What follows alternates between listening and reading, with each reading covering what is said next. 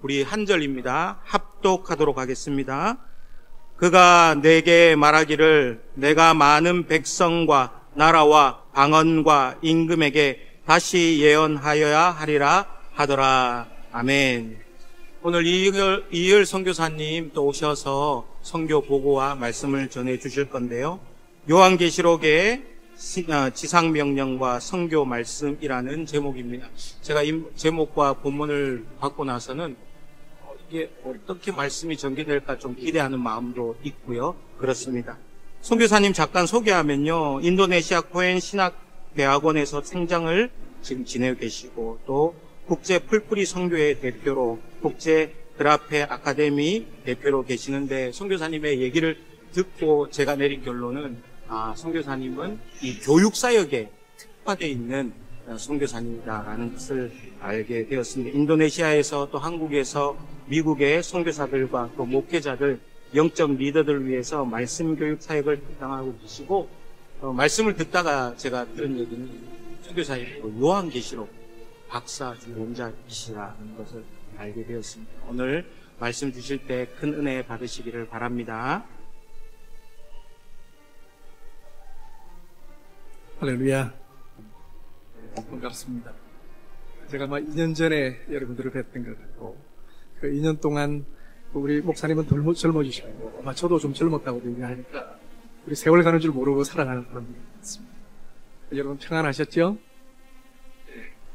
제가 오늘 요한계시록을 설교를 하면 설교 보고를 못 할 것 같아서, 가능하면 오늘은 말씀을 좀 절제하고, 여러분들에게 선교 보고를 좀 해야 되는 그런 상황입니다.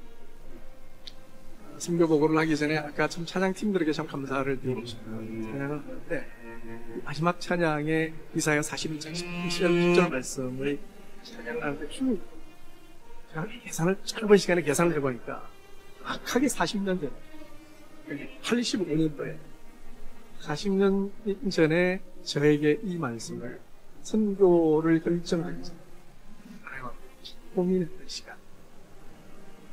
제가 대학원을 다니고 있었는데 관악산에 관악역에 내려서 대학 안으로 들어가는 버스에 이렇게 제가 타서 하나님 내 인생을 이게 어떻게 살아가야 합니까? 근데 결정을 해야 되는 거예요. 내가 정말 주의 복음을 위해서 내가 할 수 있는 많은 돈을 벌 수 있는 그런 직장 그런 방향을 버리고 복음 생명 사역을 위해 내 인생을 드려야 될 텐데 그걸 고민하는 그 본인의 기도를 그 버스 안에서 제가 하고 있었어요. 근데 뒤에서 누가 말을 하는 거예요, 제게. 이사야 41장 말씀을 하고 있어요. 그래요. 내가 너와 놀라지 말라 하면 내 하나님이 된다. 내가 너를 강하게 하리라. 내가 내 의로운 오른손으로 너를 붙이리라. 근데 그 말씀을 누가 너무 선명하게 귀에 말을 하기 때문에 제가 뒤를 돌아봤던 거예요. 놀랍게도 뒤에는 아무도 없어요. 나만 타고 있는 게 보니까 버스에 다 내리시고 학교 안으로 들어가는 사람 저밖에 없는 거예요. 그래서 제가 그때 주님이 나에게 내 마음의 고민을 아시고 내 인생의 두려움을 아시고 놀라워하지 말고 두려워하지 말라. 내가 너와 함께 있다. 근데 지금 40년이 지났어요. 그럼 얼굴 괜찮잖아요. 굶어 죽지 않았잖아요. 제가 돈 벌 수 있는 기억을 다 버렸는데 먹고 살 수 있다니까요. 청년들 있으면 인생을 주님을 위해서 드리면 먹고 살 수 있어요. 평생 먹고 살 수 있다니까요. 그래서 이제 먹고 살 수 있는데 여러분 교회가 저를 먹여 살렸어요. 사실은 신평로 교회가 먹여 살리셨어요. 이제 하나님이 이제 40년을 이렇게 돌아보게 하시는 마지막 제가 올라오기 전에 주님이 나에게 무슨 말씀을 하시는 건가? 또 그 40년 전에 주셨던 말씀으로 저를 위로하려고 하십니다. 제가 파송받았던 분에서 제가 오늘 너무 감사를 드리고 제가 오늘 아마 이렇게 제가 파워포인트를 좀 준비를 했는데 한번 좀 보여주시면 제가 이제 기쁜 말씀 선교 보호 이렇게 표현을 했어요. 그라페라고 하는 단어가 이제 로마서 같은 데는 거의 성경책을 말할 때 이제 구약을 말할 때 그라페라는 단어를 쓰였어요. 선교는 기쁨으로 저는 해야 된다고 생각해요. 지금 제가 많은 사역을 해요. 여러 가지 사역을 하는데 제 가장 중요한 것은 같이 동역자들끼리 기쁨으로 하잖아요. 그러니까 사역을 하는데 얼굴 붉히며 하면 그 에너지가 너무 많이 들어. 우리는 사랑해야 되는데 싸울 수가 없잖아요. 그러면 그거 처리하는 게 너무 힘든 거예요. 그래서 저는 사역의 모든 팀들에게 좀 못해도 좋으니까, 좀 실력 부족해도 좋고, 잘 못해도 좋으니까, 기쁨을 합시다. 우리가 천국은 기쁨이고, 에덴은 기쁨의 동산 아닙니까? 천국 가면 이게 기쁨으로 가득 찰 건데, 우리 이 땅에 사는 천국의 백성이 기쁨이 없이 사역하고, 선교도 마찬가지예요. 선교사님들에게 제가 얘기하는 거예요. 싸우지 말라고. 기쁨으로 사역해야지. 아니, 천국의 기쁨을 선포하러 온 사람들이 싸우고 있으면 어떻게 돼요? 제가 항상 그런 얘기를 했는데, 기쁨의 선교 보고를. 그래서 말씀으로 정말 하는데, 특별히 말씀 선교를 해야 된다. 네, 저는 제 이제 은사가 또 말씀을 가르치는 일이고, 텍스트 사역의 필요성을 점점 느끼고 있고, 하나님께서 또 그런 마음을 주셔서 우리 한국 선교사님들을 좀 말씀 텍스트 사역 쪽으로 좀 이렇게 제가 방향을 돌리려고 그런 일을 해왔어요. 근데 감사하게 하나님께서 이 국제 풀뿌리 선교회라고 하는 단체에 한번 좀 넘겨주시겠어요? 넘겨주시고요. 풀뿌리 선교회에 하나님께서 주신 두 가지 중요한 목표가 있어요. 하나는 선교 현지에 있는 교회를 풀뿌리 선교적 교회로 만들고, 즉 뭐냐면 선교사가 열심히 사역을 하고 다 떠나면요, 다시 원점으로 돌아오면 안 되잖아요. 그 사람들이 선교적 교회로 전 세계로 선교하는 교회로 세워지지 않으면 선교사들의 모든 평생의 수고가 다 이제 이게 물거품이 된단 말이에요.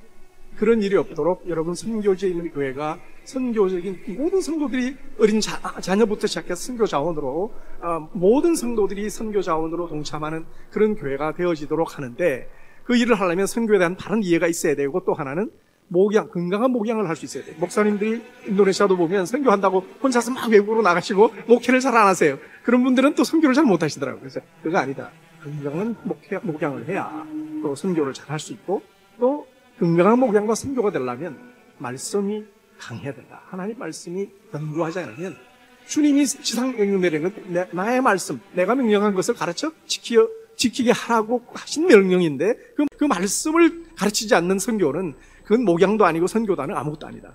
텍스트가 가장 중요하다. 이제 그런 쪽으로 해서 사역을 했는데, 감사한 거는 인도네시아 목회자들이 지금도 매주 우리 목요일마다 줌으로 이제 모이고, 감사하게도 코로나 때문에 제가 인도네시아 18,000개 섬을 안 다녀도 되고, 제가 매주 비행기를 타고 다녔었는데, 이제는 비행기 안 타고 안방에 앉아서도 그 사람들이 다 핸드폰으로도 들어와요.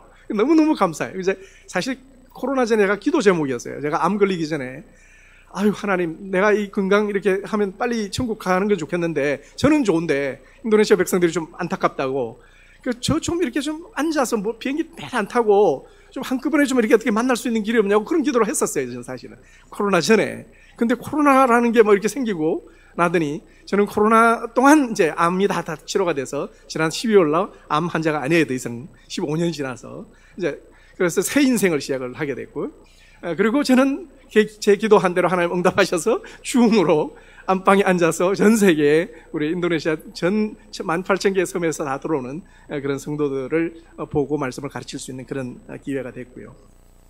이제 그것도 감사한데, 주님께서 몇 년 전에, 한 4년 전에, 너 이 줌이 되는데 왜 선교사님들에게도 말씀 사역을 가르치지 않느냐, 말씀 사역을 하라고 했는데, 한국 선교가 전략 사역 주로 뭐 여러 가지 전략들만 가지고 가는데 텍스트를 가실 수 있도록 도와드려야 되지 않느냐, 이제 그렇게 말씀을 하셔서 순종했어요. 하라고 그러시면 저는 이제 상황을 안 보고 좀 순종을 하니까요.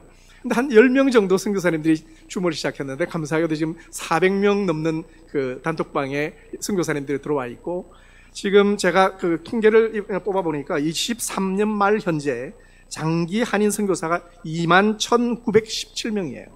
그 크림에서 나온 공식 보고인데, 가장 통계에 아마 정확성이 있다고 보는데, 근데 21,000명 중에 제가 한 4년 동안 우리 풀뿌리 선교회가 한인 선교사님들에게, 전 세계에 있는 선교사님들에게 줌으로 온 숫자를 계산해 봤더니 11,000명이 넘어요. 별로 안 놀라시는군요. 조금 감동해 주시면 제가 더 은혜를 받을 것 같은데, 부산 사람들이 좀 감동이 없더라고요. 제가 알아요. 하여튼 그 선교사들이, 물론 이제 모든 선교사들이 들어온 건 아닌데, 성실함으로 연인으로 계속 이렇게 들어오는 사람들이, 어제 지난 월요일에도 했고, 목요일 내일 이제 밤에도 또 하겠죠. 그래서 이제 지금 우리 로마서 강의를 하고 있고, 한 분이 그다음에 이제 한 분이, 한번 넘겨주시겠어요? 지금 기독교 산책 앞쪽에 한번 보세요. 지금 하고 있는 강의, 그 강의가 3개, 그러니까 2개가 있어요. 그러니까 월요일, 목요일만 하는데, 원래는 3일 했어요. 제가 열정이 많아가지고. 예, 저쪽 로마스 주회와 신약 개론이 지금 2 강의가 월목되고 있고, 올해만 제가 조금 게을러져갖고, 너무 힘들어가지고, 3일을 하니까 너무 힘들어갖고, 지금 이틀을 하는데, 또 이제 또 다음에 또 신약 개론을 이어서 또 우리 역사 지리로 보는 또 여호수아 사사기에 대한 강의를 또 하게 되고요. 이런 강의가 계속 이어져요. 근데 우리 풀뿌리에서는 우리 그 신평로교회도 이제 후원을 하시고 후원한 금액을 가지고 교수님들에게 페이를 해요. 그런데 선교사님들은 제가 페이하는지도 몰라요. 무료로 들으니까. 그러니까 이분들이 너무 고마워하시고, 그래서 어느 선교사님은 너무 고맙다고 몇 분이 헌금을 하셨어요. 그래서 뭐 많은 헌금은 아니지만 선교사가 헌금하는 건 대단히 고마운 거거든요. 선교사는 받는 데 익숙해갖고 잘 주지 않는데 또 선교사가 그렇게 하니까 너무 감사하고요. 그래서 아마 이렇게 왕성하게 될 수 있는 것은 여러분들이 기도해 주신 덕분이라고 저는 믿습니다. 이건 뭐 하나님이 하신 일이고, 교회를 통해서 하나님께서 그 기도를 응답하시고 하시는 일이라고 생각하고, 이건 제가 한 일은 아니라고 생각이 들어요. 그래서 감사한 것은 또 하나, 이제 내일 또 바로 제가 오늘 밤에 올라가야 되는 거는, 내일 아침에 또 이제 오전 10시부터 오후 4시까지 대면 세미나를 해요. 기독교 고전 산책이라고. 왜냐하면 최근에 그 선교 이슈 중에 하나가, 제가 이제 우리 또 하나 관여하고 있는 단체 중에 하나가 김의연 총장님이라고 이제 총신신대원의 총장이었던 분인데, 그분이 전 세계 선교사님들을 다 만나보면서 그동안 한 30년을 선교지를 다 돌아보셨더라고요. 보시고 결론이 뭐냐면, 선교사님들이 지금 전 세계 신학교를 한 200개를 세우셨어요. 근데 그분들 학장님들의 모임이 있는데, 그게 이제 제가 이제 교수로서 선임 연구원이 돼 있는 거예요. 그래서 저도 이제 선교 현장에 있는 선교사니까 저에게 뭘 부탁하냐면, 어떻게 하면 신학교육을, 선교지에 있는 신학교가 바른 신학교육을 할 것인가. 지금 현재 한국교회도 그렇고 미국도 그렇고 신학교육에 대한 그 퀘스천 마크가 있어요. 목회자를 제대로 길러내는 교육이 아니다. 이건 신학자를 길러내는 교육이지. 이제 그런 얘기를 하는데, 그 중에 하나가 이슈가, 그 신학을 배우지 않고 기독교 고전을 통해서 영성을 먼저 배우는 것이 신학을 공부하기 전에 오히려 더 좋은 방법일 수 있다. 그 중에 대표적인 사람이 이제 마틴 로이드 존즈라는 사람은 신학교를 안 갔어요. 안 가고 어거스틴의 책을 읽고 구약 고전을 아주 훌륭한 교회사 속에 있는 훌륭한 분들의 글들을 읽어가면서 거꾸로 공부하면서 말씀을 이제 들어간 거예요. 신학으로. 이제 들어가면서 아주 뭐 세계적인 그런 설교자로 그렇게 쓰임을 받았죠. 그래서 이번에 그 내용들을 좀 강의를 하게 될 것 같고요. 이제 그렇게 지나는 이제 국제 풀뿌리 선교회는 계속 그렇게 지금 계속 진행을 하고 있고요. 여러 우리 선교사님들, 한 8개국 선교사님들이 저하고 같이 팀을 이뤄서 동팀으로 해도 이번에 교회도 하나 개척을 하고 신학교도 만들고 뭐 하여튼 재미있는 일이 많아요. 그러니까 제가 하는 일은 아니고 선교사님들에게 제가 이제 도와드리면 돼요. 이렇게 도와드리면 되고 잘 이렇게 돌아갈 수 있도록 제가 많은 시간을 쓰지 않더라도 일을 할 수 있는 그런 일을 하고 있고요. 제가 한 지난 2, 3년 동안 가장 관심을 쏟고 힘을 쏟은 사역은 바로 이 말씀 전문가를 양성하는 사역이에요. 제가 이제 생각을 해보니까 선교사님들에게 인도네시아 목회자들에게 3일 동안 세미나를 보통 했거든요. 그러면 굉장히 말씀에 은혜를 받았다고 그래요. 로마서 은혜 받았어요. 히브리서 은혜 받았어요. 계시록 은혜 받았어요. 이게 은혜는 받는데, 제가 가만 보니까 은혜를 받는 수준 가지고는 티칭을 못 합니다. 그래서 티칭할 수 있는 수준으로 그 목회자들이 말씀 전문가들을 제대로 양육시켜 놓지 않으면, 제가 떠나고 나면 이게 다 원점으로 돌아갈 것 같다는 거예요. 또 한 번. 그래서 말씀 사역은 정말 많은 시간이 걸린다. 이게 티칭만 가지고는 안 되고 제대로 학위 프로그램을 해야 되는구나. 그래서 이제 감사하게도 저는 미국의 3개 신학교의 해외 총장으로 임명을 받아서 하여튼 뭐 어떻게 그 미국에 학위를 줄 수가 있어요, 제가. 근데 감사하게도 그러니까 제가 이제 그래서 말씀 전문가를 기르려고 지난 한 3년 전에 인도네시아 목회자들에게 광고를 했어요. 여러분 중에 영어로 강의를 들을 수 있는 사람. 그러니까 셀렉션이 싹 되죠. 그러니까 딱 선택이 되잖아요. 그러니까 영어 할 수 있는 사람이 인도네시아도 그렇게 많지는 않아요. 그래서 영어 할 수 있는 사람, 그 다음에 있지만, 하여튼 돈 문제는 걱정하지 말고 일단 성경을 공부하고 싶은 사람은 이제 들어와라. 해갖고, 지원을 받았는데 이제 한 37명이 이제 선발이 됐어요. 근데 그 중에 아쉽게도 코로나로 2명이 돌아가시고, 이제 나머지 한 5명은 페일 했어요. 그러니까 하다가 중대에 너무 힘들다고 스탑을 하셨는데, 감사하게도 30명이 이번에 졸업을 했어요. 한번 졸업식 장면 한번 보시겠어요? 이분들은 해외에서 뭐 이렇게 해야 된다고 그래서 한국 교회, 어느 교회가 좀 도와주셔가지고 그 서울에 있는 교회에서 지금 그 졸업식을 하게 되고요. 한번 넘겨주시겠어요? 그 지금 제가 넘겨주는 저 학생은 인도네시아 목회를 하시면서 신학교 교수이면서 헬라 히브리어가 완벽하고 또 영어가 아주 완벽한 친구예요. 아주 가장 반장이었죠, 반장. 제가 너 반장해라 그래갖고.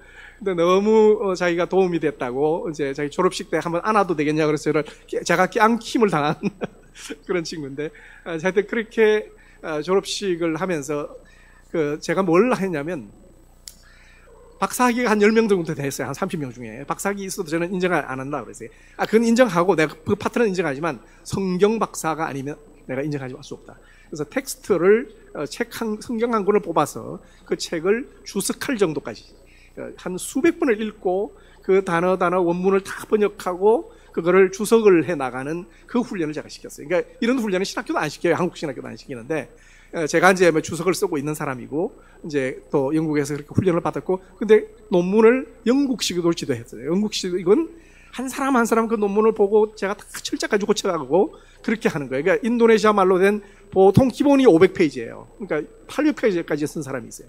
그러니까 요엘서 3장을 누가 썼는데 800페이지 썼더라고. 3장 그 짧은 거를. 그러니까 근데 제가 딱 한 가지 부탁한 게 있어요. 제발 철자만 좀 틀리지 말아라. 내가 외국인인데 당신 인도네시아 말 철자까지 내가 고쳐야 되냐? 내가 그냥 철자 고치는 사람은 내가 머리카락 뽑은 사람이라고 생각하고 내가 가만 안 둘 거라고 내가 그랬지. 그래가지고 하여튼 이런 난해한 선교예요. 선교 중에 가장 난해한 선교를 하는 건데.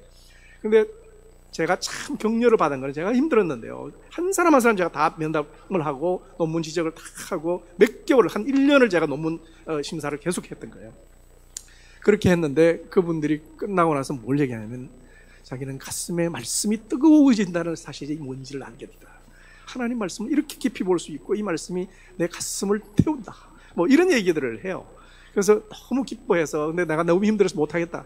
나 이거 이번에 실험적으로 한 거고 내가 원래 10년 전부터 박사학위를 줄 수가 있었는데 당신들로 학위를 너무 좋아해가지고 내가 안 준 거다. 근데 이번에 처음으로 학위를 한번 해봤는데 내가 너무 힘들어서 못하겠다 그랬더니 이분들이 연설을 해가지고 졸업생들이 반드시 이기생에게 해야 된다 라고 저한테 연설을 해서 좀 섬겨달라는 게 머리카락을 또 빼라는 거죠. 뭐 몇 센치 또 올라가라고 지금. 그래가지고 제가 이 선교사들은 좀 약해요. 목사님들이 성도들은 약한 그런 거죠. 그래 마음이 약해져갖고 그래서 좋다. 이번 후반기부터 할 테니까 나 상반기는 좀 시작을 해가지고 지금 하고 있는데 감사한 거는 그 중에 한 학생이 어느 신학교의 교무처장인 거예요. 그분이 교과를 다 하시는데 자기 50년 된 인도네시아의 정부의 인정을 받은 그 신학교 자기가 총장님하고 협의를 해가지고 우리 학교하고 아예 더블 디그리로 하자고 자기들도 도움되고 우리도 도움되고 그래서 우리 학교에서 이제 2기로 뽑게 되면 미국 학위도 받고 인도네시아 학위도 받아서 신학 교수가 바로 될 수가 있어요. 근데 이번에도 1기생 졸업을 했는데 그 중에 한 사람은 내 신학교에서 교수가 됐어요. 퀄리티가 있다라는 거잖아요. 그래서 여러분들이 파송한 선교사가 조금 퀄리티가 있더라고요. 보니까 여러분 선교한 그 사람들이 신학교에서 안 뽑혀 네 군데에서 그냥 안 뺏기려고 그런 분들이 그러니까 실력이 있는 분들이죠. 그래서 하여튼 감사한 일이고요. 너무 감사하고 그래서 제가 내가 이 일은 좀 힘들지만 좀 해야 되겠다. 그래서 여러분 우리 목사님께도 오늘 제가 좀 부담을 드렸고요. 여러분들에게도 좀 기도 부탁을 좀 드리고 정말 이 사역을 위해서 저는 하나님 말씀을 가르치는 데는 이 돈을 버는 것보다 희생을 해야 된다고 생각을 하고 재정적인 희생이 좀 필요해요. 이게 까리만탄 같은데 막 개척교회 하는 분들인데 말씀을 배우면서 너무 좋아하는데 돈을 낼 수가 없어요, 이분들은. 근데 미국 하기는 또 돈을 내야 되는 것이잖아요. 그래서 우리가 좀 도와주는 일이 좀 필요하다. 그래서 좀 힘을 모았으면 좋겠다. 그래서 저를 좀 도와달라고 제가 오늘 좀 에스킹 좀 부탁을 좀 드리고 제가 이런 일을 잘 안 하는데 나를 위한 게 아니고 현지인들을 위한 거라 제가 어쩔 수 없이 이 얘기를 지금 아마 파송하고 내가 도와달라는 얘기는 처음인 것 같아요, 지금. 그래서 감사하게도 우리 창립 국제 아가페 국제 그라페 아카데미라고 하는 단체 하나를 이제 설립을 하게 됐어요. 사실 제가 설립한 건 아니고 제 졸업식 아까 그 사진을 보시면 거기 졸업식 때 참석했던 우리 풀뿌리 이사님 한 분이 계세요. 그분이 저를 만나자고 그러셔요. 왜 그러냐 그랬더니 그 졸업식 때 쓴 논문을 보시고 깜짝 놀라신 거예요. 이분이 인도네시아에 여러 번 오셨거든요. 아니, 어떻게 인도네시아 목사들이 이런 엄청난 논문을 쓰냐. 그러니까 자기 이게 쭉 훑어보니까 대충 알잖아요, 이게. 와, 너무 놀랬더니 충격을 받으신 거예요. 그러셨는데 자기가 이 일은 자기가 도와야, 자기 교회가 돕겠다고 그러셔가지고, 그래서 그라페 아카데미를 하나 만들자. 그래서 좀 재정적으로 힘을 해서 이 일을 좀 전 세계 목회자들이 좀 도움을 받을 수 있도록, 어느 신학교도 이런 식으로 가르치질 않으니까 이제 그렇게 좀 시작을 해서 국제 그라페 아카데미가 창립이 됐어요. 근데 이 목사님이 보니까 제가 처음에 잘 몰랐는데, 이분이 목회 지금 20몇 년을 하셨는데, 목회 시작하자마자 매달 한 주씩 선교지를 방문하면서 말씀을 가르친 분이에요. 헬라 히브리 원어를 잘 가르치는 분이세요. 인도네시아에서 제가 이제 그분을 만나고, 원어를 참 잘하시네. 그래서 이제 한번 뵌 적은 있어요. 근데 이분이 저를 만나서 무슨 얘기를 하시냐면, 제가 당신이 20년 동안 전 세계 선교지는 거의 다 가보셨대요. 가보시고 결론은 목회자들을 말씀을 가르쳐야 되는데 선교사님들이 말씀을 가르치는 사람이 거의 없었고, 그리고 신학교에서 교수한다고 하는 분도 성경을 아는 사람들이 없더라. 이제 그러면서 저에게 하소연을 하시는 거예요. 그동안 20년 동안 막 쌓였던 것을 막 쏟아놓으신 거예요. 그러면서 자기가 해답을 찾았는데 저를 만났다는 거예요. 그러니까 너무 기쁘신 거죠. 그래가지고 온 성도님들에게, 그냥 큰 교회가 아니에요. 조그만 교회예요. 근데 온 성도들에게 그냥 우리 이거 해야 된다고 그래가지고, 그래서 이제 창립 총회를 했는데, 제가 보니까 파송교회 신평로교회에다가 연락도 안 하고 제가 그렇게 시작을 그냥 한 거예요. 그래서 지난 연말에 급작스럽게 해서, 그래서 이번에 와서 연초에 인사를 드린다고 그랬는데 2월 달이 가능하다 그래서 이제 지금 와서 이제 보고를 드리는 거고요. 그래서 저분이세요. 저분이 강중현 목사님이신데, 저분은 40대까지 사업하시다가 주님이 부르심을 받고, 그래서 이제 백석대에서 공부를 하시고, 뭐 말씀에 이렇게 말씀과 선교에 열정을 가지신 분인데, 굉장히 뭐 감사하죠. 그러니까 하나님이 필요할 때마다 이렇게 일할 일꾼들을 보내 주세요. 붙여 주시더라고요. 그래서 우리 집사람이 웃으면서, 당신은 하나님이 새로운 일을 하려고 그러면 꼭 사람들을 붙여 주시네. 그런다고. 그래서 이제 감사하죠. 감사하고, 그렇게 이런 일들이 진행되면서 이제 제가 한국에 2년 전에 이제 우리 풀뿌리 선교에서 제가 암이 걸려가지고 또 계속 활동을 하니까 이사님들이 너무 너무 위험하다고 보였나 봐요. 제가 암 걸렸는데 몸을 안 사리니까 제 성격을 알잖아요. 그랬더니 국내 사역을 하라고 그랬어요. 근데 제가 조건을 달았어요. 국내 사역을 보통 선교단체에서 대표를 하면, 대표가 국내 사역을 하면 한국에만 매여 있어야 되는데, 저는 6개월 정도까지는 현장에 좀 매년 가 있을 수 있도록 허락을 해달라고 그래서 허락을 받았어요. 그래서 제가 6개월까지는 마음대로 나갈 수가 있어요. 국내에만 있을 필요가 없어요. 근데 보니까 한국이 인터넷 베이스가 너무 좋아서 오히려 해외에 있을 때는 인터넷이 한 번씩 다운돼요. 그래서 제가 서버인데 이렇게 다 이렇게 다운이 되니까 좀 어렵더라고요. 사역할 때 다 나갔다가 다시 들어오고 막 이러니까 강의가 지체가 되고, 그래서 국내에 있는 것이 줌 사역에는 훨씬 효과적이다라는 것을 알게 됐고요. 그래서 하여튼 국내에 제가 6개월 이상은 제가 체류를 하게 되고, 이제 그런 상황에서 한국에서 하니까, 한국이 물가가 되게 비싸대요. 인도네시아는 싸게 사는데, 제가 돈 얼마 안 들이고 먹고 사는데, 한국 오니까 되게 비싸요. 생활비가. 여러분 어떻게 사세요? 제가 여러분들을 존경스럽게 생각을 하고, 한국은 집값이 왜 그렇게 비싼지 선교사가 집 찾기도 되게 힘들어요. 이제 그런 상황, 하여튼 그런 상황들을 제가 지금 맡고 살아갑니다. 근데 제가 안양 쪽에 이제 뭐 돈이 없으면 이제 외곽으로 나와야 되잖아요. 서울에 이제 있을 수가 없고. 그래서 안양 쪽에 이렇게 수원 쪽으로 이렇게 와다 보니까, 제가 이 주일날 교회를 어디를 가시게 돼. 교회를 가도 한국 교회 너무 잘 지어놓고 너무 뭐 거룩하게 예배를 드리는데 선교사의 마음에 좀 그렇게 와닿질 않는 거예요. 이렇게 내가 선교사인데 어디를 가지 고민을 하다가, 마침 제가 서울대에서 가르쳤던 그 학생이 성균관대 교수님이 되셔가지고 나한테 연락이 왔어요. 선교사님 뭐 어디 갈 데 있으세요? 그래서 갈 데 없지. 나를 불러주는 데가 어디 있어? 이제 그러니까 지나가면서 하는 선교사님, 우리 유학생 교회를 제가 섬기고 있는데, 이 성균관대 유학생들이 공대만 800명, 서울에 있는 회화동에 있는 성균관대는 3,000명, 이렇게 한 3,4,000명 가까이 유학생들이 있는데, 이들을 위한 교회를 영어로 이제 하는데 와서 영어 설교를 한번 해주세요. 그래서 이제 가서 영어 설교를 한번 했어요. 뭐 영어도 잘 안 되지만, 하여튼 영어로 글 썼다는 것 때문에 이제 한번 해봤는데, 하여튼 그래서 그렇게 하면서 딱 보니까 너무 놀라운 거지. 제가 깜짝 놀랐어요. 제가 선교지에서 이렇게 국비 장학생으로 각 나라의 수재들만 모으는 거잖아요. 국비 장학생을 인도네시아에서 내가 만날 수가 있을까? 어느 선교사도 국비 장학생을 현장에서 만날 수가 없어요. 이해가 되시죠? 선교사들이 만나는 사람은 돈 없고 가난한 사람들, 부족한 사람들, 그냥 도와달라고 오는 사람들이 많지. 이렇게 탁월한 사람 자기들 비용 내고 유학 오는 사람들을 만날 수가 없어요. 근데 이 한국의 유학생들이 몇 명인지 아세요? 여기 한번 넘겨보세요.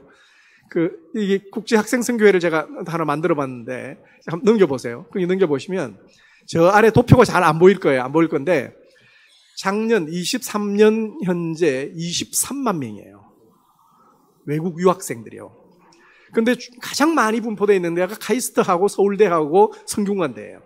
근데 성균관대는 삼성이라고 하는 기업이 성균관대 공대를 수원 삼성전자하고 연결이 돼서 일을 하기 때문에 파키스탄이라고 하는 이슬람 국가의 100% 전 세계 국비 유학생은 100% 이 학교만 보내요.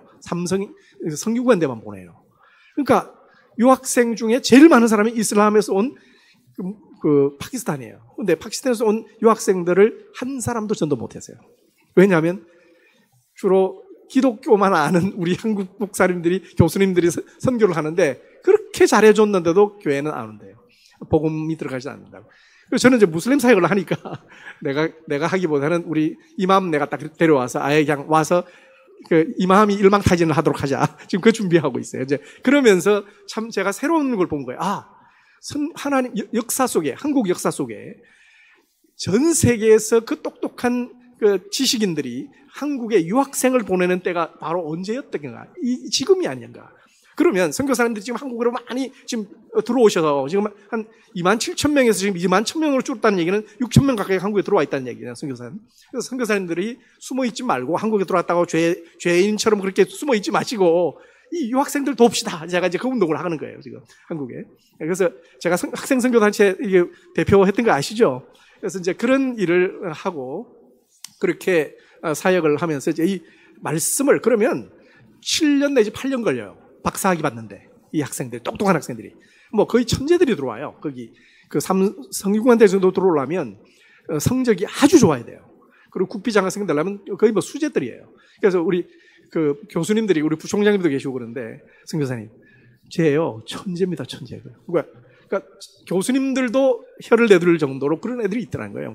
그러니까 그런 애들이 들어오는 거예요. 그래서 제가 저런 애들 믿음을 가르쳐가지고 그냥 보내지 말고 공학 박사만 만들어서 교수만 만들지 말고 신학 박사 만들어가지고 교회 말씀 전하고 그 나라의 영적 지도자 되게 만들어라고. 그게 여기 한국에 다 보내왔는데 제가 선교지를 가면 밥을 사준다 해도 안 먹을 거예요, 그 사람들이. 근데 이 친구들은 한국에 와 있으니까 내가 밥 한 그릇만 사주면 너무너무 고마워하는 거예요. 왜냐면 자기가 힘들잖아요. 한국말을 해주고 이렇게 도와주고 하면. 그래서 이 학생들을 23만 명 되는 학생들을 이 300개 대학에 유학생 교류를 해봅시다. 그래서 우리 기독 교수님들을 제가 트레이닝을 할 거예요. 기독 교수님들이 지금 65세면 정정하세요. 똑똑하세요. 학습 능력이 여전하고 정정한데 선교하려고 하는 사람들이 많아요. 지난 2년 전에 제가 어디에 초청을 받았느냐 하면 전국 기독 교수 선교사 모임 이런 게 있더라고요. 선교사 되려고 하는 분들이 모이는데요. 350명이 모였어요. 제가 강사로 가서 깜짝 놀랐어요. 그러면 이 교수님들, 이분들을 선교 훈련을 잘 시켜가지고 선교지로 가든 아니면 300개 교회에 유학생들을 목회를 하게 하시든. 그래서 지역교회하고 연결해가지고 으쌰으쌰 하면 이거 재밌는 미션이다. 이건 어마어마한 미션이다. 그래서 지금 그 운동을 또 하게 됐어요. 이게 풀뿌리 선교회 80명 가까이 되는 지금 교수님들이 확보가 돼 있죠. 그리고 국제그라페 아카데미의 이 말씀에 대한 어떤 백업이 재정적으로 돼 있고 이렇게 되면 이 한국에서도 이 미션을 재밌는 미션, 선교사 그 사람들 돌아가서 교회 세우고 말씀 증거하고 그러면 그 유학생들을 만약에 선교 자원으로 보면 선교사 100명 보내는 것보다 훨씬 효과적이겠다. 이런 생각도 들어서 국내에는 또 그런 일. 그다음에 인도네시아는 또 인도네시아와 또 전 세계 지금 그 현지 교회들은 이렇게 사역을 할 수 있는 그런 재미있는 일들. 그런 일들이 지금 벌어지고 있고요. 여러분 계속 좀 기도해 주시면 감사하겠고요. 기도하실 거죠? 이렇게 아멘 하신 분, 여기 오신 분들은 틀림없이 기도하실 것 같고. 또 하나 이제 제가 무슬림 내부자 사역에 대한 사진을 좀 보여드리겠는데요. 제가 몇 번 여러분들에게 말씀은 드렸어요. 근데 이제 이 프리츠라고 하는 한 분이 이슬람 알카이다의 아시아 책임자였던 분이죠. 근데 이제 이분은 최근에 이제 사진이 저 왼쪽에 있는 거는 인도네시아 군경 최고 지도자들이 모임이에요. 그러니까 국가의 가장 중요한 사람들이죠. 그런 사람들 앞에서 예수를 가르치는 거예요. 이분은 그동안 제가 풀뿌리 사역하면서 가장 성경을 많이 배운 사람이에요. 이분이 저하고 개인적으로 맨투맨으로 쭉 몇 년을 배우다가 줌이 되면서 창세기부터 계시록까지 거의 성경을 다 배웠어요. 그리고 질문 있으면 계속 질문하고. 그래서 모슬렘 내부자 사역, 이렇게 모슬렘이 여전히 모슬렘으로 있는데 그게 성교학적으로 상당히 혼합주의 때문에 굉장히 성교학적으로 인정이 아직 안 돼요. 저도 그리해요. 그 이해돼요. 근데 저는 한 가지 길을 봤어요. 텍스트를 제대로 가르치면. 그 모슬렘들은 성경을 두려워해요. 그래서 성경을 제대로 가르치고 말씀이 분명하다는 걸 자기가 토라를 잘못 알았다고 그러더라고. 4년 가르치니까 토라를 잘못 알았다고 딱 무릎 꿇더라고. 그리고 자기 신학이 잘못됐다고. 이슬람 신학 잘못됐다고. 그래서 이분하고 저하고 하고 있는 작업이 뭐냐면 지금 한 20권의 책을 지금 써가지고 저하고 이슬람의 신학을 바꾸고 있어요. 이분은 이슬람 지도자이기 때문에 이슬람이 왜 테러로 가냐? 이게 다 자기들도 잘못된 거 알아요. 그렇게 갈 수밖에 없는 이유는 예수의 사랑을 가르치지 않았기 때문이다. 토라는 가르치는데 코라는 가르치는데 중간에 신약을 빼버렸어요. 그 신약의 핵심은 예수님인데 예수님은 사랑이고 테러하지 말고 남을 죽이지 말고 보복하지 말고 살인하지 말라고 그랬고 심지어는 욕하는 것도 그건 살인하는 거라고 할 정도로 주님은 사랑의 사도인데 사랑의 주님이신데 그러니까 그 부분에 대해서 우리가 몰랐기 때문이라고 예수 운동을 하는데 아주 놀랍게도 이 최고 지도자들이 너무 박수를 쳐요. 그리고 평화운동을 해야 된다. 우리는 테러하면 안 된다. 테러범을 없애야 된다라고. 이분이 테러리스트잖아요. 얼마나 바울 같은 사람이에요, 바울. 유대교의 테러리스트 최고 지도자가 회심한 꽃 같은 거예요. 그래서 이 시대의 바울이에요, 저 사람. 그래가지고 놀라운 거는 저 오른쪽은 지금 인도에서 지난 몇 주 전에 사진을 찍어왔어요. 인도 5개 도시를 돌면서 예수 운동을 해요. 이분은 전 세계 이맘들이 바리새인과 같다는 거예요. 바리새인을 예수님이 신약 보면 여러분 바리새인 예수님 굉장히 기분 나쁘게 부르시잖아요. 독사의 자식 뭐 이렇게 막 예수님도 굉장히 막말을 하신 때가 있는데 그게 그 못된 바리새인들이거든요. 근데 그 바리새인의 99.9% 같은 사람들이 이맘들이래요, 이슬람. 이분이 그걸 깨닫고 너무 충격을 받아가지고 막 한 3개월을 고민하더라고요. 그리고 자기가 어느 날 자기는 남은 인생에 전 세계 인도 무슬림들 이맘들 전도하겠다. 그리고 나는 순교하겠다. 뭐 이렇게 지금 순교 각오를 가지고 지금 하고 있는데 너무너무 놀라운 일이에요. 한번 넘겨주시겠어요? 그리고 또 한번 넘겨주시고요. 최근에 호주 선교사님이 이슬람 대학에서 박사학위를 종교 비교경학으로 박사학위를 하면서 이분을 만났어요. 이분이 교수로 이제 계시니까. 근데 이제 이분의 얘기를 들으면서 깜짝 놀라가지고 이 책을 영어로 번역을 해가지고 지금 출간을 했어요. 그래서 저는 이 사람을 절대 제가 오픈하지 않았어요. 근데 이분 책이 나오는 바람에 좀 소개해도 되겠다 해서 지금 이렇게 보내드린 거예요. 그래서 여기 보시면 그 새로운 눈으로 세상 보기, 극단주의에서 사랑으로의 여행이라고 하는 영어로 된 그런 내용인데 그 뒤에 내용을 이제 쭉 책 내 뒤에 나오는 내용을 보면 정말 이 사람은 정말 그 엄청난 극단주의적인 그런 사회 속에서 자라온 사람인데 예수를 만나서 정말 사랑의 그 모습으로 얼굴도 너무 웃고 기쁨이 가득하고 사랑이 가득하고 온 가정도 그러고 이제 이 변화된 모습을 이분이 이제 글을 쭉 쓴 거예요. 근데 뭐 이름은 바꿨지만 이름을 좀 바꿔서 이제 냈긴 했지만 이분에 대한 책이 지금 나왔어요. 그래서 나보고 뭐라는 이승 교사님. 이거는 이승 교사님 이야기를 써야 되는데 그래서 아직 쓰면 안 된다고 그랬어요. 내가 지금 아직 현직이 있으니까 내 얘기가 들어가면 안 된다고. 이제 나하고 예수 믿기까지만 쓴 거예요. 그 후에 지금 어떤 변화가 있는지 어마어마한 일을 하고 있는지를 내가 좀 은퇴할 때쯤 되면 쓰라고. 그 좀 있다고 하자고. 우리는 할 일이 많다고 지금. 그래서 이슬람 신학 자체를 바꾸고 이슬람 신학의 제일 1권이 뭔지 아세요? 이슬람 가정에 대한 얘기예요. 제가 너무 가슴이 아팠어요. 저도 알아요. 이맘들이 얼마나 못됐는지 몰라요. 이맘들이 목사님이잖아요. 근데 목사님들이 내 여자들을 데릴 수가 있고요. 그러니까 이제 그 젊은 이맘의 그 본부인 한 분을 제가 만났는데 그 스마랑에서요. 근데 그 최고 이맘 지도자였던 그분 부인이 저를 정말 울더라고. 가슴이 쓰린다고. 젊은 여자 데리고 산다고 내 남편은 뭐 이러면서 얼마나 그 여자들로서는 그 인생이 얼마나 힘든 거예요. 그러니까 이게 신학적으로 이게 뭐 잘못되어 있으니까. 그래서 이제 가정 문제를 성경적으로 예수님은 이렇게 가정을 가르쳤다. 그리고 그걸 이제 하나하나 다 조목조목 코란에 입각하게 그걸 설명을 하면서 신학을 바꾸는 거였어요. 가정 삶을 바꾸고. 그러니까 그 전부터 시작해서 지금 하나하나 바꾸고. 그래서 제가 검토를 하면서 이제 계속 만나서 이제 제가 이사를 그 집 옆으로 갔어요, 지금. 그 자카르타 옆에 그 사람이 살고 있는 옆으로 이사를 갔다고요. 그래서 제가 인도네시아 4월 달에 또 들어가면 또 한 2, 3개월 동안 또 저하고 같이 또 이제 그 일을 하게 될 거예요. 그래서 이런 일들이 벌어지는 일. 놀랍잖아요, 그죠? 여러분 교회는 이 일에 같이 동참하고 있는 겁니다. 그래서 꼭 좀 기도해 주시고, 정말 모슬렘 사회 속에 지금 이분이 태국 남부 지역에 정말 그 회교 지도자들에게 이미 복음을 오래전부터, 코로나 전부터 들어가서 이번에도 들어갔다 왔고요. 말레이시아 들어갔고, 그다음에 인도 들어갔고, 지금 아프가니스탄에서 이분하고 예수 운동하던 사람이 10명 가까이 처형을 당했어요. 지난번 그 사건 아시죠? 이제 그럼 이분이 철수하는 가운데. 그래서 그렇지만 그 죽어가는 순교자들이 조금도 두려워하지 않아요.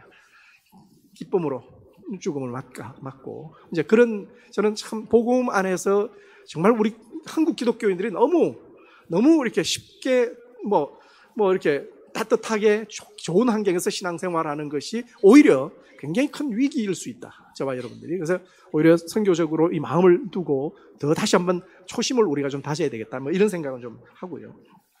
제가 오늘 본문을 설교를 해야 되는데, 이 요한계시록에서 이 본문을 설교하려면 꽤 많은 시간이 필요할 거예요. 근데 제가 처음에 말씀드린 대로 아주 짧은 시간에 말씀을 드리려고 해요. 이 본문을 여러분들이 읽어보시면 그 사도 요한에게, 그러니까 교회를 대표하는 사도 요한이죠. 사도 요한은 그냥 한 사람 개인이 아니고 초대교회를 대표하고 신약교회를 대표하는 사람으로 사도 요한에게 그가 말을 했다. 그가 누구냐면 다른 힘센 천사예요. 10장에 보면 그 힘센 천사가 나와서 그 두루마리를 주는데, 이 두루마리가 그 5장에 나오는 두루마리가 그 비블리온이라고 하는 단어인데, 비블리오스라고 하는 게 명사고요. 근데 이 비블라리디온이라고 하는 그 작은 것이라고 하는 그 접사를 붙인 작은 책, 이렇게 내용 같은데 그걸 먹을 수 있는 작은 책으로 만드는 것을 가지고 펴진 걸로 봐가지고 재밌죠? 예수님이 5장에서 7인이 딱 돼 있어서 그걸 떼기 시작했는데, 7인이 딱 떼고 나서 10장에는 그 열려진 책을 가지고 힘센 천사가 쫙 갖고 왔어요. 그러니까 작으니까 먹을 수 있을 정도로 작은 책으로 갖고 왔어요. 근데 열려 있어. 굉장히 의미가 있잖아요. 이미 인봉이 다 떼진 거예요. 종말에 예수님이 이미 십자가에 돌아가시면서 그 인봉이 뗀 거예요. 복음이 명확해진 거예요. 저와 여러분들이 성경을 읽으면 읽을수록 예수 그리스도의 십자가와 부활, 이것이 얼마나 중요한 것인가. 예수 그리스도가 길이요 진리요 생명이다. 이 말씀이 얼마나 중요한가를 여러분 정말 알게 되는데, 그것이 계시록에서는 그림 언어로 그걸 설명을 하는 거예요. 이 복음을 증거하는데 놀라운 것은 이 컨텍스트가, 제가 간단히 설명하면 이런 거예요. 요한계시록에서 가장 어려운 해석 중에 하나가 7인이 3개가 나와요. 그러니까 7 시리즈가 7인이 하나 나오고 7 나팔이 나오고 7 대접이 나와요. 그래서 힘들어요. 이게 도대체 뭐냐? 그래서 학자들 가운데 이걸 어떻게 해석해야 되지? 두 가지 그 의견이 있어요. 하나는 연결이다. 7인이 쫙 하려고 7째 하는데 나팔이 쫙 들어가니까 아마 쫙 해서 연결이 되는 거다. 이게 연결식으로 된 것이다. 그러니까 그렇게 직렬식으로 그렇게 되는 거다. 아니다. 병렬식이다. 이게 완셋이 따로 있고 완셋이 따로 있고 완셋이 따로 있다. 3개가 병렬적으로 있는 것이다. 이렇게 설명을 해요. 근데 저는 둘 다를 합해야 된다고 생각해요. 왜냐하면 병렬이면서도 연결이 돼요. 근데 이런 특징이 있어요. 그러니까 왜냐하면 7번째 인이의 7번째 나팔, 7번째 대접이 꼭 같이 재앙이 같아요. 그렇기 때문에 병렬이라는 건 분명해요. 그러니까 마지막 째는 전부 마지막 최종 심판을 얘기해요.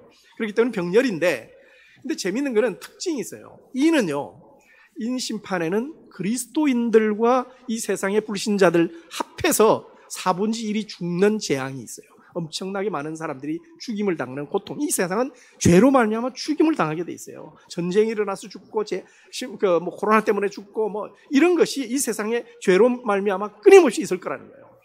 이제 그래서 그리스도인들도 순교자로 등장해요. 인 심판, 5번째 인을 떼면 순교자가 갑자기 주님께 탄원해요. 우리 피를 언제 보복해 주시겠습니까? 신원해 주시겠습니까? 그럴 정도로 그리스도인들도 핍박을 당한다는 사실을 언급하고 있어요. 그러니까 교회가 핍박이 없다고 가르치는 신학은 그건 바른 신학이 아니에요. 주님이 계시록에는 명확하게 그리스도인들이 순교자로서 증거되고 있어요. 그리스도인들은 이미 죽은 자들이잖아요. 저와 여러분들은 예수 그리스도 안에서 이미 죽은 자들이고 그리스도 안에서 새로운 삶을 살고 있는 사람이니까 순교자죠, 당연히. 그죠? 그래서 그게 뭐 실제로 순교를 당하든 안 하든 우리는 순교자로 살아가는 겁니다. 이 땅을 살아갈 때. 근데 두 번째 나팔 심판 시리즈는요, 거의 정확하게 불신자들에게 내리는 심판만 쓰게 돼 있어요. 근데 이 나팔 심판의 1, 2, 3, 4, 5, 6 6가지의 그 재앙을 쫙 보시면 엄청난 재앙이 쏟아져서 결국 3분의 1이 죽어요. 근데 전부 불신자들을 향한 심판인데요. 6장, 그러니까 9장 마지막 부분에서 뭐라고 나오냐면 그렇게 고통을 당하는데도 회개치 않았다라는 2번이나 나와요. 회개하지 않았다. 그들의 우상 숭배와 그들의 혼합주의와 그들의 적당히 이 세상을 살아가려고 하는 이 세상과 짝하는 그 우상, 예수 그리스도를 믿고 자기가 하나님의 나라로 생명을 옮기려고 하는 그 일에서 회개하지 않았다는 단어 2번이나 사용돼요. 그러니까 계시록에서 회개라는 단어가 3번 중에 그게 2번 사용돼요. 그러니까 지금 이 나팔 심판은 뭐죠? 불신자들에겐 회개치 않으면 그거 끝나는 거잖아요. 그런데 10장에서 무슨 얘기를 해요? 펴진 두루마리를 쫙 걸고 뭐라고 그래요? 이 힘센 천사가 사도 요한 너가 이걸 먹어라. 먹고 입에서는 달지만 그러니까 달고 쓴 맛을 다 알아라는 거예요. 말씀을 깨달아 체현하라는 거예요. 경험하라는 거예요. 그 말씀을 가지고 너가 이제는 뭐예요? 뭐 하라고 그랬어요? 많은 백성과 나라와 방언과 임금에게 다시 예언해야 된다라고 말을 합니다. 근데 이게 보면 원어가 반드시라고 하는 이 네이라고 하는 이 헬라어는요, 하나님이 의지적으로 한다라는 그 신적 의지 동사예요. 뭐냐면 하나님이 안 하면 다른 사람 시켜서도 해요. 그러니까 너가 하라는 얘기는 내 뜻인데 너가 내 뜻을 이루라 이런 뜻이에요. 이거 안 하면 다른 사람 시켜서도 해요. 근데 교회는 반드시 이 일을 해야 된다는 얘기예요. 그러니까 교회의 이 하나님의 당위성이 이 모든 나라의 복음을 전하는 이 일, 바로 7개 종족을 그 하나님이 멸하면서 그 땅에 이스라엘 백성을 넣었던 것이 이제는 모든 7 교회를 중심으로 한 7으로 표현되는 전 이방인들을 향해서 복음을 전하는데, 그러니까 이 계시록에서는 모든 나라를 표현할 때 7이라는 수가 있지만 4라고 하는 수가 있어요. 4는 땅을 말하는 거예요. 3은 하늘을 말하고, 묵시록에서는 그러니까 4번 지금 백성, 나라, 방언, 임금, 이 사실은 4가지 단어가 온 세상에 있는 사람들을 언급하는 것이고, 결국 이 모든 사람들에게 반드시 너는 다시 예언해야 된다. 이 예언한다라는 단어가 딱 2번 써요, 동사가. 근데 11장에서 두 증인이라고 하는 그 교회를 대표하는, 교회는 두 증인으로 그러니까 정체성을 가져요. 교회는 증거하는 공동체라는 거예요. 교회가 증거하지 않으면 그건 교회가 아니죠, 그죠? 그러니까 선교하고 전도하고 이렇게 해야 된다는 거예요. 근데 이 사도 요한에게 줬던 그 말을 두 증인이 증거하고 있어요. 무슨 말인지 이해되시죠? 사도 요한이 교회라는 거예요. 두 증인이라는 거예요. 자, 근데 예언을 반드시 하는데 다시 하라고 그래요. 다시 한다는 게 무슨 의미입니까? 뭐 앞에서 했던 7교회에 했던 말을 다시 하는 거냐, 뭐 이런 얘기도 했고 여러 가지 견해가 많지만 중요한 것은 이 말씀을 다 깨닫고 그것을 내가 먹고 경험하고 다시 그들에게 증거하는데, 저는 선교사이기 때문에 이게 어떻게 주석이 되냐면 텍스트 사역, 두루마리를 먹어야 된다. 텍스트 사역을 반드시 해야 된다. 그리고 또 하나는 많은 나라를 가려면 언어가 다르면 인도네시아 말로 가면 내가 인도네시아 말을 해야 될 거 아니에요, 그죠? 그리고 영어권에 있는 사람은 영어로 말을 해야 될 거 아니에요? 그래서 언어가 다른 분에는 그들의 언어에 맞게, 문화에 맞게 컨텍슈얼하게 다가가야죠. 무슬림들이면 무슬림 언어에 맞게 사역을 해야 될 거 아니에요, 그죠? 그런 텍스트 사역과 컨텍스트 사역을 함께 다시 한번 하려고 하는 이런 일들을 해야 된다. 근데 제가 이 예가 어디에 있을까를 성경에서 찾아봤더니 사도행전에서 나와요. 성경은 뭐냐? 이 일을 하나님은 하나님의 교회가 두 증인돼서 전 세계로 이제는 복음을 증거해야 되는 그런 교회로 부르셨어요. 근데 한번 파워포인트를 좀 넘겨주시면, 제가 이번에 작년에 그 책 두 권을 번역을 했어요. 설교집이. 왜냐면 인도네시아 목회자들이 설교할 자료가 너무 없어요. 그래서 설교집 중에 한 권이 띠가필라라고 하는 띠가필라 크리스티난, 그러니까 기독교의 새 기둥이라고 하는 제목으로 번역해서 한 권을 출간했는데, 이 출판사가 인도네시아에서 기독교 서적 중에 제일 좋은 출판사예요. 그래서 이 출판사가 이 책을 제가 번역을 했더니 이 책을 팔으라고 자기들이 너무 좋으니까, 내용이 너무 좋다고, 장사될 것 같으니까 이제 그런 얘기를 했는데, 근데 그건 뭐 에피소드고요. 하여튼 두 책을 제가 봤는데 그 중에 기독교의 새 기둥이에요. 여러분, 기독교의 새 기둥이 뭐라고 생각하세요? 기독교는 새 생명을 전하는 종교예요. 인생의 옛 생명, 처음 태어난 생명 가지고는 소망이 없다. 새 생명을 받아라. 그리고 새로운 생명을 가진 사람은 새로운 뉴 리빙, 새로운 삶을 살아야 된다. 풍성한 삶, 행복한 삶, 기쁨의 삶, 이런 삶을 살아야 된다. 근데 so what? 그걸로 끝내면 안 되죠. 그까지 가면 안 되고, 그 다음에 새로운 미션, 뉴 미션을 가지고 살아야지. 하나님 나라의 일을 위해서, 하나님의 복음을 땅끝까지 이르러 증거하는 그 일, 뉴 미션을 위해서 가야 된다. 그래서 이제 이 새 미션, 뉴 미션을 이 교회에게 주는 것이고, 이 교회는 반드시 일을 해야 되는데, 바로 그 미션의 가장 중요한 것은 주님이 주신 명령이거든요. 그 명령은 우리가 흔히 아는 지상명령으로 정리가 되죠. 근데 제가 2년 전에 여러분들에게 무슨 설교를 했냐면, 요한복음 21장 말씀을 하면서 왜 지상명령을 선교학자들이 왜 마태복음, 마가복음, 누가복음, 그 다음에 사도행전 4개에서 그 지상명령을 가르치고 왜 신학교에서 요한복음은 빼놓고 그렇게 했느냐. 그래서 내가 신약 분석을 다, 그러니까 요한복음을 원어 분석, 내러티브 분석을 다 해보고 결론은 21장이 핵심이고 15절, 17절의 말씀을 가르치라. 예수님을 사랑하는 사람은 양들을 먹이는 일로, 말씀을 먹이는 일로 하는 것이 그 이웃사랑의 가장 핵심이다. 말씀 안 먹이는 건 돈만 주고 밥만 주고 이게 안 된다. 말씀을 먹여야 된다. 이제 그런 것들로 요한복음은 가장 지상명령 중에 가장 높은 첫째 계명과 둘째 계명을 통합한 지상명령이다. 라고 이제 제가 설교를 한 적이 있어요. 근데 기억하실지 모르겠지만 잊어버렸었겠죠. 당연히 2년이 지났으니까. 근데 제가 요한계시록을 주석을 쓰면서 발견한 것은 바로 오늘 이 본절이 요한계시록의 지상명령이다.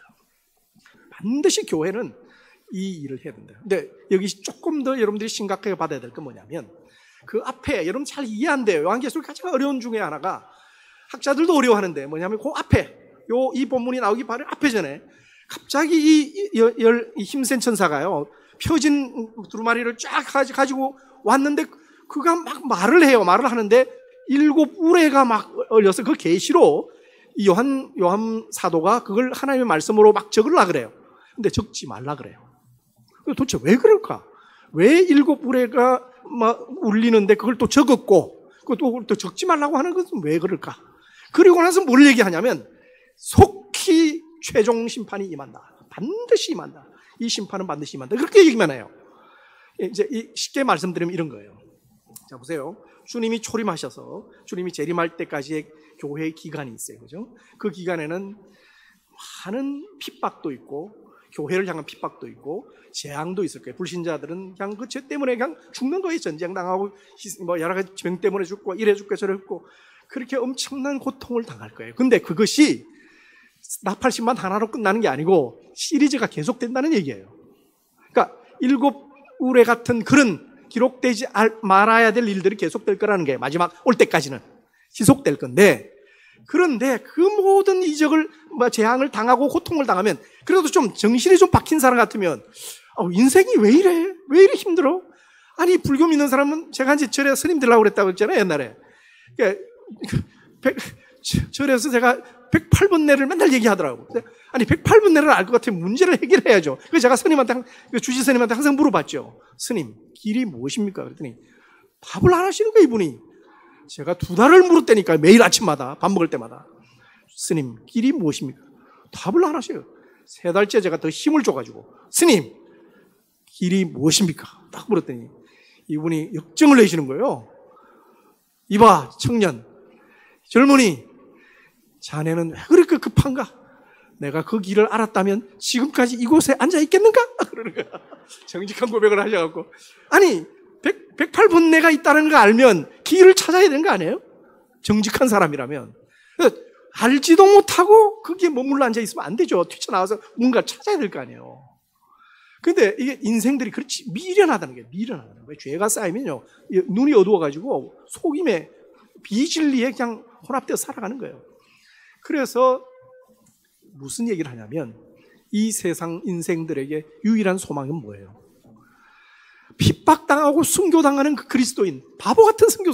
세상 사람들이 볼 땐 기독교인들이 뭐 바보 같아요. 여러분 왜 수요일에 이 텔레비나 좀 오늘 멋있는 아마 프로그램인데 왜 이거 왔어요? 아 선교사 볼 게 있다고 그렇잖아요. 세상적으로 보면 세상이 보면 여러분 참 무서운 사람들일 거예요. 그죠? 근데 여러분과 같은 부족한 우리들을 통해서 뭘 해요? 이 세상의 유일한 소망은 하나 예수 그리스도지만 그리스도를 가지고 모시고 있는 그리스도인들의 증거, 하나님 말씀을 온 만방에 증거하는 그 일을 하는 것이 인생의 이 세상의 소망이라는 거예요. 그 외에는 계시록엔 대책이 없어요. 그러니까 핍박당할 때는 기도를 하라고 그랬어요. 교회에게. 그건 또 다른 하나의 주제니까 그건 또 다음에 기회가 되면 다루고, 기도와 말씀을 하나님이 정말 우리에게 고통 가운데 주신 무기란 말이에요. 근데 문제는 이게 많은 나라에 다시 증거하는 데는 이 교회가 그냥 일반 지금 지역교회처럼 그렇게 가면 안 된다는 거예요. 근데 초대교회에서 그러니까 교회 사도행전을 보면 사도행전의 논쟁 중에 하나가 하나님께서 교회의 모델을 분명히 보여주실 텐데 역사 속에 초대교회는 과연 어떤 교회일까? 예루살렘 교회가 진짜 모델일까? 안디옥 교회가 모델일까? 여러분들 어떠세요? 예루살렘 교회다. 손 들어보세요. 안디옥 교회다. 이게 지금 어떻게 된 거예요? 지금 다 아시는 건가? 너무 정답이 빤해가지고. 근데 저는 둘 다 필요하다고 생각해요. 왜? 지금 둘 다 적어놨으니까. 근데 사실은 엄밀하게 보면 사도행전을 잘 읽어보시면 예루살렘 교회를 폐쇄하기를 원하세요, 주님은. 근데 그 교회의 장점은 예배와 교제와 말씀 증거와 그 하나님의 말씀을 듣는, 말씀을 7년 동안 꾸준히 가르쳤어요, 사도들이.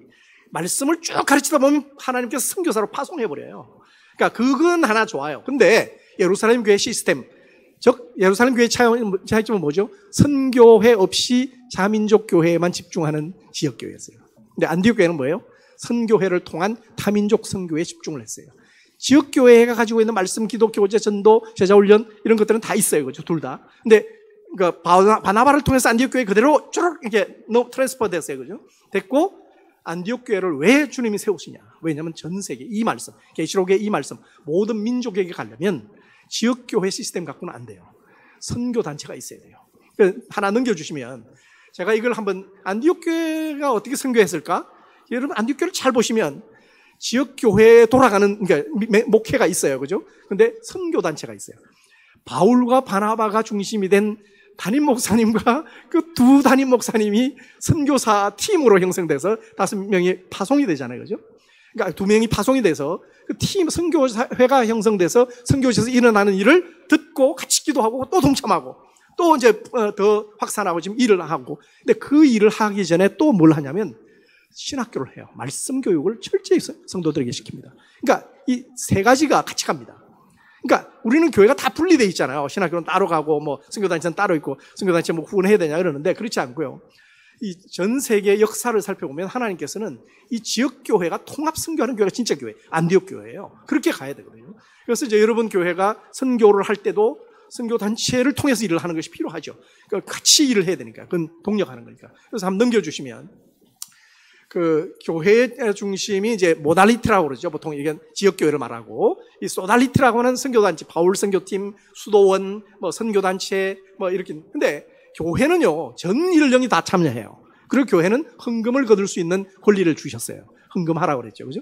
근데 선교단체는 이 헌신된 자로 제한되어 있고, 이들은 모금하지 않아요. 믿음 선교를 하고 교회의 지원을 받고 살아요. 그러니까 이 경제적으로 하나님이, 제가 경영학했다고 그러죠. 회계학했다고 그러잖아요. 주님이 회계학 천재세요. 시스템을, 왜냐하면 분리되지 않도록 서로 협력하도록. 그래서 선교사들이 이렇게 도움을 주십시오 하면 이렇게 부담을 가지시면서 그게 이제 하나님이 서로 연합하게 만드는 시스템을 가지는 거죠. 이제 그런 것들인데 한번 넘겨주시죠.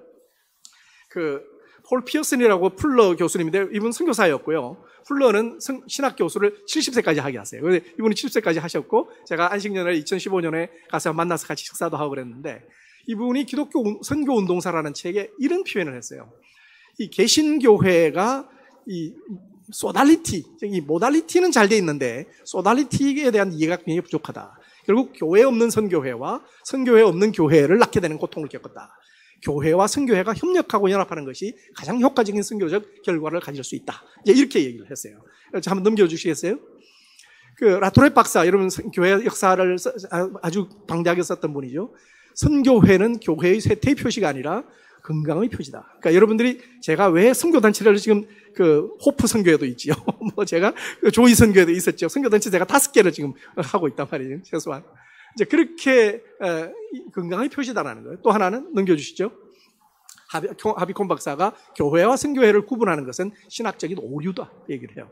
그래서 우리가 이 선교, 여러분 이 신평로교회라고 하는 지역교회와 선교단체가 통합해서 같이 일을 해야 돼요. 그러니까 선교사인 저와 또 선교팀들이 같이 움직여 나갈 때 바로 모든 민족에게 복음을 전하는 그 일을 같이 해 나갈 수가 있다는 것이죠. 그래서 계속 넘겨주시고요. 그래서 이 초대 교회 역사를 제가 좀 살펴봤더니 어거스틴이라는 사람 여러분 잘 알죠. 힙포의 어거스틴. 이 사람을 중심으로 해서 수도원이 되고 한 6세기, 몇 세기가 지나서 로마를 멸망시킨 유럽 사람들이 이제 이 유럽의 그 당시는 원시인이라고 그랬죠. 자기들이 야만인이죠. 야만인들이 왔는데 로마를 무너뜨린 야만인들을 누가 전도했는지 아세요? 수도원과 그 그레고리 교황이라고 하는 로마 캐톨릭 교회. 그러니까 이 모달리티 교회와 소달리티가 통합됐을 때 가장 역사 속에서 왕성한 선교 운동이 일어나서 유럽이 전도가 돼버린 거예요. 유럽. 그러니까 그런 놀라운 역사가 있었다라는 걸 제가 발견하고. 근데 놀랍게도 6세기에 이 그레고리 교황이 굉장히 훌륭한 왕인데 황제이면서 교황권을 가지고 있었는데 이 사람이 선교사로 보내려고 봤더니 지역교회는 보낼 사람이 없어요. 훈련된 사람들이 아니에요. 그러니까 전부 선교 수사들 중에서만 선교사를 파송할 수밖에 없어요. 훈련받은 게 없으니까. 그래서 뽑았는데 그 이름이 어거스틴이에요. 또 어거스틴 수사가 영국에 가서 초대